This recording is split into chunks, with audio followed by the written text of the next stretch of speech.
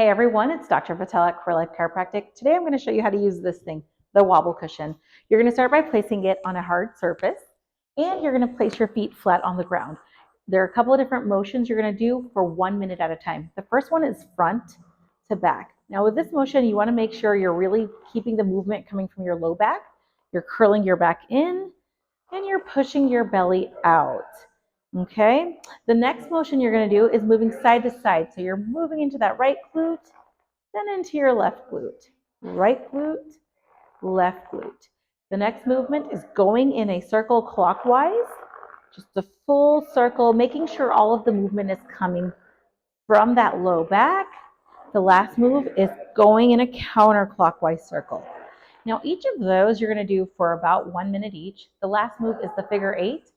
Or you can do it like the infinity symbol. And so each movement that we just did is building you up to this one. And this one you want to do for about 1 to 4 minutes. And as always, if anything hurts or feels uncomfortable, please stop and let me know and we'll figure out a way to modify. And that's it.